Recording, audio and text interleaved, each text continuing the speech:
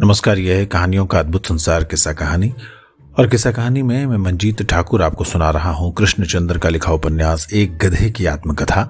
आज सुनिए इसका 13वां एपिसोड, जिसका शीर्षक है जाना गधे का वेलिंगटन क्लब में और सभापति बनना सौंदर्य प्रतियोगिता का तथा घिर जाना झुरमुट में नटखट सुंदरियों के। वेलिंगटन क्लब में उस दिन बड़ी चहल पहल थी। क्लब के बड़े हॉल को कागजी फूलों, रंग रंग के गुब्बारों और रेशमी पर्दों से दुल्हन की तरह सजाया गया था। हॉल के चारों ओर छोटे छोटे स्टॉलों में श्रृंगार का सामान बेचने वालों ने अपनी चीजें सजा रखी थी। सौंदर्य प्रतियोगिता के संबंध में जितना खर्च हो रहा था उसे उन स्टॉलों की कंपनियों के मालिक अपनी जेब से पूरा कर रहे थे। इन स्टॉलों में जौहरियों की दुकानें थी, लिपस्टिक और पाउडर की दुकानें थी, तेल और क्रीम की दुकानें थी, इत्र और फुलेल की दुकानें थी, कपड़े की दुकानें थी, स्त्रियों के नाइयों की दुकानें थी, तौलियों, छतरियों, दस्तानों, जूतियों की दुकानें थी। लेकिन किताबों की एक भी दुकान नहीं थी। भला कहीं पुस्तक पढ़ने से भी सौंदर्य में वृद्धि होती है? लेडी सारेगामा गांव ने पहले तो मेरा परिचय बड़े शानदार शब्दों में क्लब के माननीय मेंबरों से कराया। बाद में वो मुझे उस बड़े हॉल में ले गई जिसका जिक्र भी मैंने ऊपर किया है। यहां सौंदर्य प्रतियोगिता में भाग लेने वाली सुंदरियां पंक्ति बनाए खड़ी थी। यहीं पर मेरा उनसे परिचय कराया गया। यह है सोलन की सुंदरी नंबर 1। आपका मतलब है सोलन विस्की नंबर 1? अरे नहीं साहब, लेडी सारेगामा गांव ने मुझे समझाते हुए कहा, सोलन में जो सौंदर्य प्रतियोगिता हुई थी उसमें वहां की रानी चुनी गई थी। प्रतियोगिता में पहले नंबर पे आई थी। ये शिमले की रानी, ये नैनीताल की रानी, ये डलहौजी की रानी, ये कोडाईकनाल की रानी, ये ऊटी की रानी, दार्जिलिंग की रानी।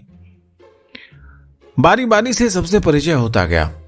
मैं सोचने लगा, यहां किसी कारखाने की कोई रानी नहीं है, खेतों की रानी नहीं है, बीड़ी बनाने वालों की चौल में रहने वाली रानी नहीं है, भंगी संस्था की रानी नहीं है।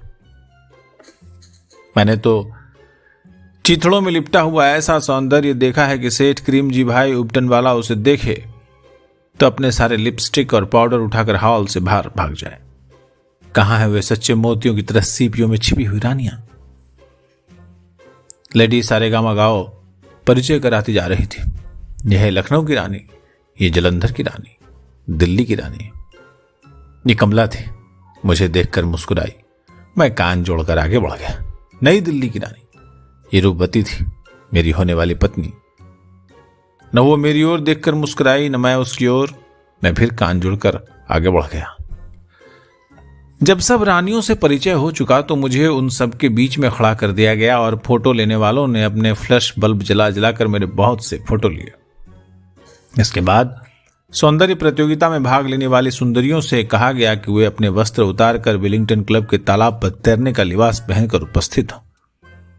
सुंदरियां यह सुनकर अपने अपने ग्रीन रूम में चली गईं और लेडी सारेगामा गांव मुझे स्विमिंग पूल पर ले गई। कहने लगी कि इनमें से हर लड़की अपने अपने शहर या इलाके की सबसे सुंदर लड़की है। आज हमें, मेरा मतलब है आज आपको, पूरे भारत की सबसे सुंदर लड़की का चुनाव करना होगा। इन लड़कियों में से जो एक सौभाग्यशालिनी भारत की सबसे सुंदर लड़की चुनी जाएगी उसे लॉस एंजलिस की अंतर्राष्ट्रीय सौंदर्य प्रतियोगिता में भाग लेने के लिए भेजा जाएगा। बहुत खूब लेडी सर, मैंने सिर हिलाकर कहा। मादाम, आपका नाम इतना लंबा है कि अगर मैं सारेगामा गांव को संक्षिप्त करके आपको केवल लेडी गामा कहा करूं तो आपको कोई आपत्ति तो नहीं होगी? Lady gamma? नहीं मेरे प्यारे गधे। लेडी गामा ने बड़े प्यार से मेरा कान खींचा। ठीक उसी समय मिस रूपवती अपने ग्रीन रूम से तैरने का लिबास पहनकर निकल रही थी। उसे घूर कर हम दोनों की ओर देखा, फिर मटकते हुए स्विमिंग पूल के किनारे जा खड़ी हुई जहां बहुत से फोटोग्राफर उसके फोटो उतारने लगे। रूपवती के बाद एक एक करके अन्य लड़कियां भी अपने लिबास पहनकर आ गईं। मैंने देखा बहुत सी पश्चिमी कंपनियों के कैमरामैन भी आए हुए थे और लड़कियां विशेष रूप से अपनी सर्वोत्तम मुस्कान उनकी ओर फेंक रही थी। थोड़े समय बाद जब सब लड़कियां एकत्र हो गईं तो एक घंटी बजी।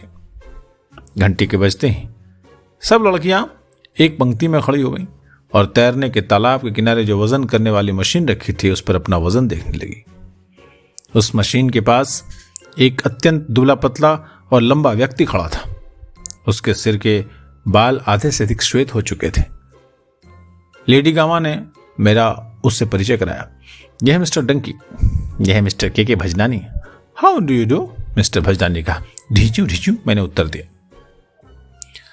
मिस्टर भजनानी बारी बारी से प्रत्येक लड़की को वजन करने वाली मशीन के प्लेटफॉर्म पर चढ़ने का निमंत्रण देते और जब मशीन की झर्री से वजन का कार्ड निकलता तो उसका वजन अपने हाथ में लिए हुए कागज पर उस लड़की के नाम के आगे नोट कर लेते। एक नजर सिर से पांव तक लड़की के शरीर पर डालते और फिर अपने मध्यम कंपित स्वर में कहते हैं, नेक्स्ट प्लीज। लेडी गामा ने कहा, मिस्टर भजनानी बड़ा दिलचस्प आदमी है। देखिए, इनकी आयु इतनी हो गई है लेकिन अभी तक इन्होंने शादी नहीं की। फिर ये स्त्रियों के वजन के बारे में क्या जानते होंगे? मैंने कहा। नहीं नहीं, ये बात नहीं है, लेडी गामा ने हंसकर कहा। वजन बताने के लिए मशीन जो है, देखिए, ये मिस्टर भजनानी का आविष्कार है। ये मशीन दूसरी वजन करने वाली मशीनों से जरा भिन्न है।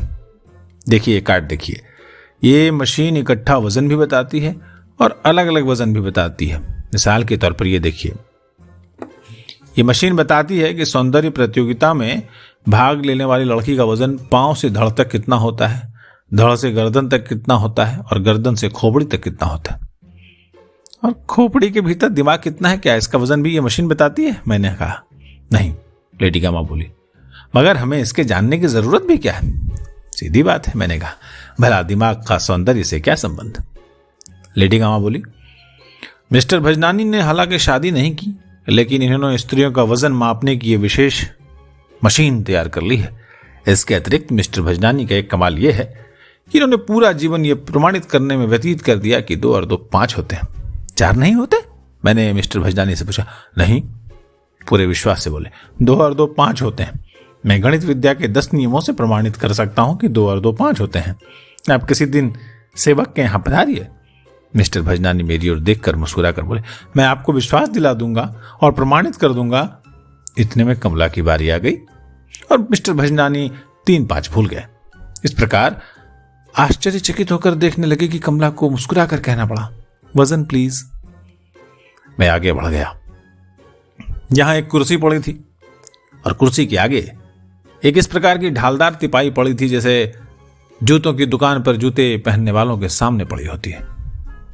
अपने वजन का कार्ड लेकर हर लड़की यहां आती थी और सैंडल खोलकर उस तिपाई पर अपना पांव रख देती थी। यहां क्या ऐसे नए जूते मिलेंगे? मैंने लेडी गामा से पूछा। नहीं तो, वो हंसकर बोली। और फिर तिपाई के पास जो गंजे सिर वाला, मुड़ी नाक वाला, गोरा चिट्टा बूढ़ा आदमी चश्मा लगाए बैठा था, उससे परिचय कराते हुए बोली, ये मिस्टर दारू वाला है। आप यहां पर क्या करते हैं? मैंने बेचैन होकर फिर पूछा। क्या बाटा की एजेंसी ले रखी है? अरे नहीं प्यारे गधे, तुम सचमुच गधे हो। लेडी गामा बड़े प्यार से मेरे कंधे पर हाथ रखकर बोले, मिस्टर दारू वाला यहां पर लड़कियों के पांव की बनावट देखते हैं और टखनों की गोलाई नापते हैं। ओ, मैंने हैरान होकर कहा, ये अपने काम में बड़े निपुण हैं। बंबई में आप क्या करते हैं मिस्टर दारू वाला? मैंने पूछा। जी, मेरा घुंघरू बनाने का कारखाना है। दारू वाला अपनी चश्मा नाक पर ठीक से बिठाते हुए बोले, इसलिए पांव की बनावट और टखनों की गोलाई के बारे में जो मैं जानता हूं वो दूसरा कोई नहीं जान सकता। बेशक बेशक, मैंने सिर हिलाते हुए कहा और आगे बढ़ गया। लेडी गामा ने कहा, देखा, ये सब कलाकार आपकी सहायता के लिए इकट्ठे कर दिए गए। आपकी बड़ी कृपा है, मैंने झुककर कहा। आगे जाकर क्या देखा कि वही लड़की जो मिस्टर दारूवाला से अपने पांव की बनावट और टखनों की गोलाई का अनुमान ले रही थी, यहां पर तांडव नृत्य जैसा एक पोज देकर अपनी जांघों और पिंडलियों का नाप दे रही है। यहां पर एक व्यक्ति कंधे पर फीता डाले अपनी चुग्गी दाढ़ी खुजाता हुआ पहले जांघों की, फिर घुटनों की, फिर पिंडलियों के फीतों से नाप ले रहा था। शायद ये कोई दर्जी है। मेरे मुंह से निकल गया, अश। लेडी गामा ने मुझे जल्दी से चुप कराते हुए कहा, अरे आप नहीं जानते इन्हें? ये तो हमारे शिल्प तथा मूर्ति कला के सबसे बड़े विशेषज्ञ हैं मिस्टर खटखट खंडलिया। एलोरा में जितनी स्त्रियों की मूर्तियां हैं उन सब की जांघों और पिंडलियों के नाप इन्हें ज़बानी याद है। हाँ, लेकिन अपनी पत्नी का नाम याद नहीं। बहुत खूब मिस्टर खटखट खंडलिया, आप जैसे कलाकार से मिलकर बड़ी प्रसन्नता हुई। मैंने कहा।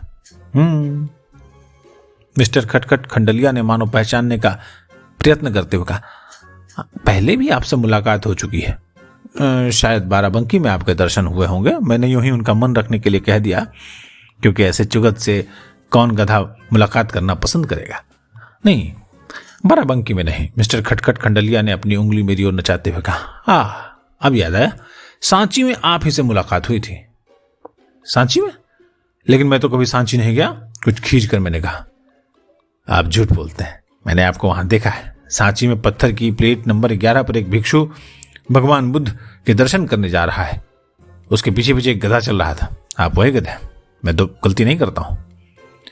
मिस्टर खटखट खंडलिया ने दोबारा कहा, तो आप बिल्कुल वही गधे हैं, बिल्कुल वही जांघ है, वही पिंडलियां। मैं आश्चर्यचकित था।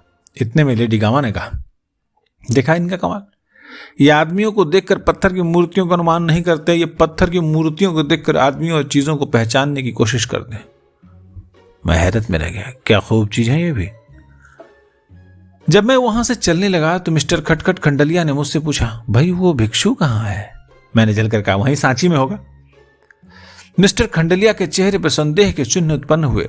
शायद वे सोच रहे थे कि ऐसा कैसे हुआ, वो सांची वाला गधा यहां कैसे आ गया, लेकिन भिक्षु वहीं पत्थर की प्लेट पर जमा रहा, ऐसा कैसे हो गया। लेकिन इतने में एक लड़की अपनी पिंडलियों का नाम देने के लिए उनके सामने आ गई और मिस्टर खटखट खंडलिया अपना फीता लेकर अपने काम में लग गए। आगे चलकर प्रोफेसर बाके बिहारी आह बनारसी और जनाब हामिद हसन वाह लखनवी खड़े नजर आए। प्रोफेसर बाके बिहारी आह बनारसी हिंदी और संस्कृत के विद्वान थे और जनाब वाह लखनवी उर्दू जबान के माने हुए शायर। आह बनारसी को हिंदी और संस्कृत में कूल्हे के विषय पर समस्त बड़े क्लासिकल कवियों की अछूती उपमाएं कंठस्थ थीं।